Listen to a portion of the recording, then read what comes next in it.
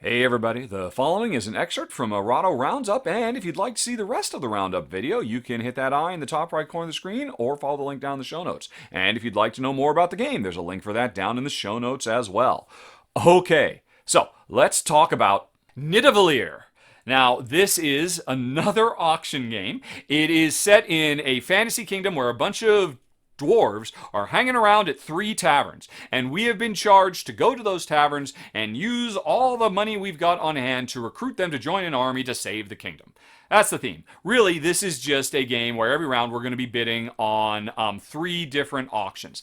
But we all have to place our bids simultaneously in secret at the beginning of a round. So if I see there's a dwarf in the first bar who I really want, and then the other 2 bars I don't really care that much about, then, I've only got so many coins I can use, and I'll probably put the really high bid on that one, and then, the low bids on the other ones. But what if I don't get that high one? Because I'm further down in initiative. Because if there's a tie on bids, there's an initiative system that means I may or may not win. I don't want to waste my most valuable coin and then not get that person I want, so maybe I should go on ahead and bid lower. The fact that it is 3 simultaneous secret reveal auctions is really interesting and creates a lot of depth, especially because one of the bids you can make is effectively 0. I'm not going to bid anything for this, but it means I can upgrade my other coins, but I'll just have to take last dibs on whatever is available. Now, here's the deal. This game is brilliant. There's so many cool special powers, in different ways to score points, and so much tension throughout if you play at a higher player count, which we got to do.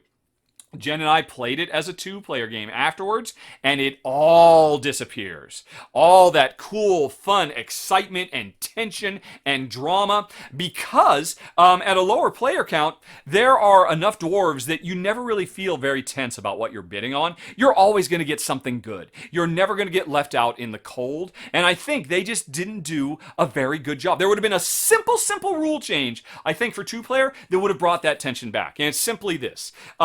When you're 3 dwarves are at each bar. When we're trying to figure out in the first bar, okay, do I want to bid high or low because I really like that dwarf? If I win the high bid of that bar, I take the dwarf I want, and then I eliminate one of the other 2. And then that means you, the low bidder, are stuck with whatever I gave you.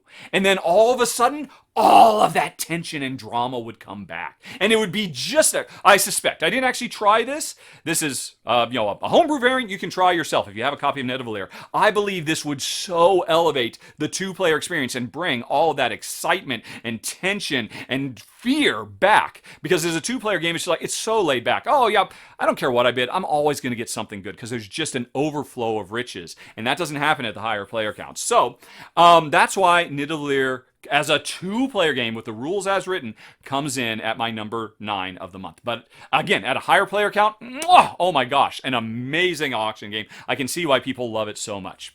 Nidavellir. Okay. And thanks for watching. If you enjoyed the video, please like and subscribe. It makes a huge difference, believe me. But with that out of the way, if you want some more, over on the left, there's a playlist for a bunch more Rahdo Rapid reviews. In the top right, the latest thing that's been added to the channel is right there. And in the bottom right, something that YouTube recommends. Okay, folks, thanks for watching.